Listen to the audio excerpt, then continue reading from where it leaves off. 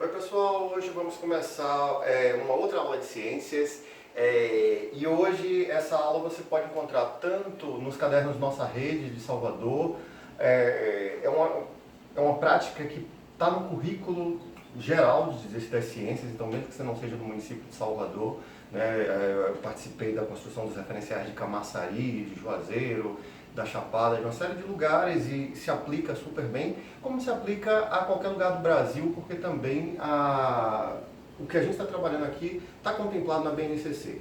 Qual é a ideia? O que é que a gente vai fazer hoje? A gente vai precisar de uma vasilha desse tipo de boca larga, um recipiente transparente.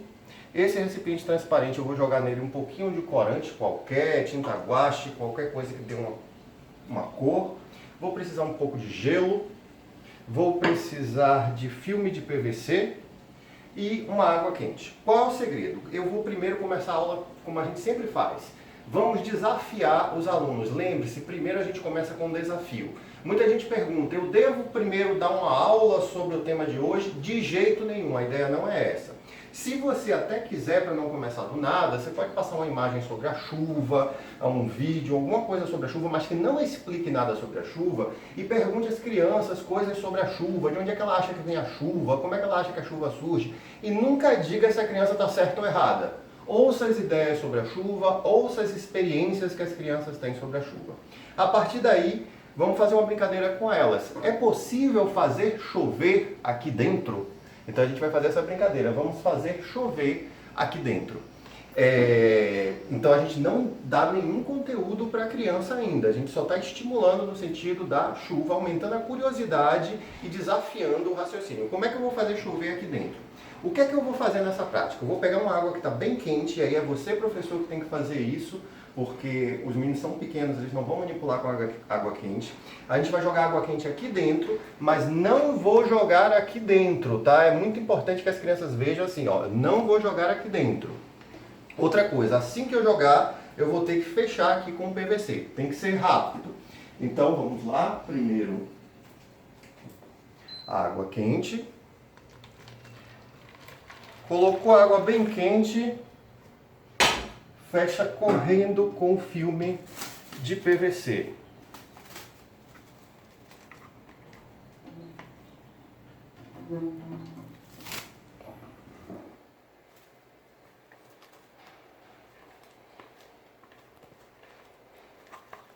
Tenta não deixar escapar nada. Se tiver mais uma capa de PVC, pode fazendo mais por cima para proteger, e pede às crianças para que observem o que aconteceu. Eu vou tirar só mais um pouquinho, deixa eu melhorar aqui a proteção de PVC para deixar bem fechado. Se você fizer isso na sua sala, você pode pedir a um outro adulto, a um outro professor, um auxiliar de classe que te auxilie nisso, porque assim, o ideal é que quanto mais rápido você faça isso, melhor vai ficar o resultado. Então colocou a água fervendo, já fecha de vez com o PVC. E aí, a gente pede para as crianças já dizerem como está acontecendo. Então, como está acontecendo aqui? A gente está percebendo que em cima estão aparecendo umas bolinhas, que aqui ficou muito nublado, né, nevoado. As crianças vão falar de diversas formas sobre isso. Então ela já está tendo alguma percepção. Depois que está bem vedado aqui em cima, a gente coloca o gelo. Então cuidado de que a água do gelo não caia aqui dentro. Então a gente coloca o gelo aqui, bem acima de onde está o pote.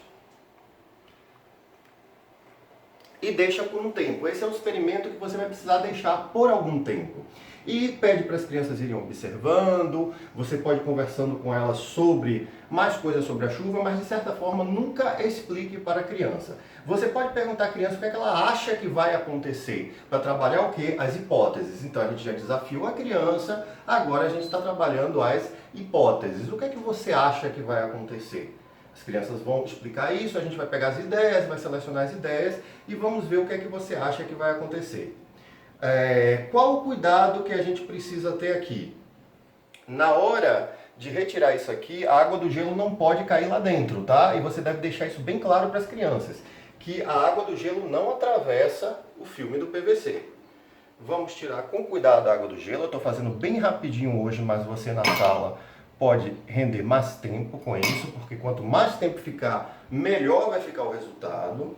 Vamos retirar com muito cuidado o filme do PVC para não cair água lá dentro. Beleza. Ainda está quentinho aqui. O que é que as crianças vão reparar?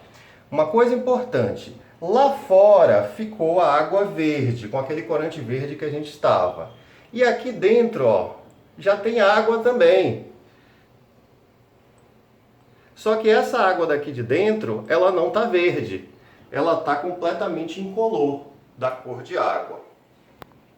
Então, essas são observações interessantes. O que é que apareceu de novo? Como aconteceu? Apareceu água aqui dentro. Apareceu água aqui dentro.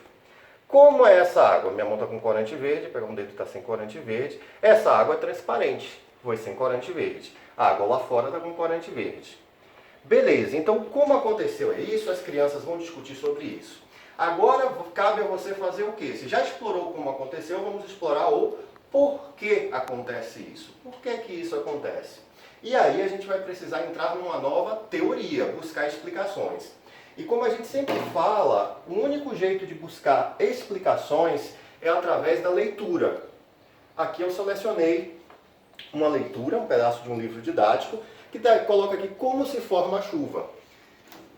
Vamos tentar ler juntos com as crianças, ou primeiro as crianças fazerem sua tentativa de leitura sozinha. Mas aqui nesse livro tem uma coisa que eu acho muito importante, que é a relação que está no currículo entre os estados físicos da água e a temperatura. Olha bem, o fato de a água existir em 3 estados diferentes está relacionado à sua quantidade de energia, que pode ser medida, por exemplo, pela sua temperatura. O texto vai explorar isso sobre temperatura, mas isso é fundamental. A gente comete um erro no ensino de ciências, que é focar esse ensino aqui da chuva com aquela ideia de vamos decorar condensação, evaporação, solidificação. Tá, é importante, mas não é o essencial. O essencial aqui é que ele vai percebendo, e essa leitura vai trazer isso, né? A leitura vai falar sobre a temperatura, a ação da temperatura na mudança de estado físico da água. Isso para a ciência é muito importante, isso para a ciência é muito mais poderoso do que saber que um se chama solidificação, outro se chama condensação, tá? E aí, ao ler essas explicações que estão no livro, só depois é que o professor vai conversar com a criança e vai trabalhar a ideia de que o que é que acontece aqui? Quando a gente coloca a água a uma alta temperatura, ela evapora. Quando ela encontra com o filme de PVC aqui em cima, ela condensa, ela forma gotículas, aquelas gotinhas que foram observadas pela criança. Mas condensa, mas porém não precipita, não cai. A precipitação só vai acontecer porque a gente colocou as pedrinhas de gelo, porque nós baixamos a temperatura. Lembra aquela coisa em meteorologia que você está vendo e o sujeito diz assim, chegou uma massa de ar fria, então vai chover? É a mesma ação do gelo, chegou algo que está tirando a temperatura está muito baixa e aí pode chover. Choveu, né, a água liquefez, então agora você vai ter água em estado líquido de novo, só que o corante, ele não vai fazer esse ciclo junto com a água.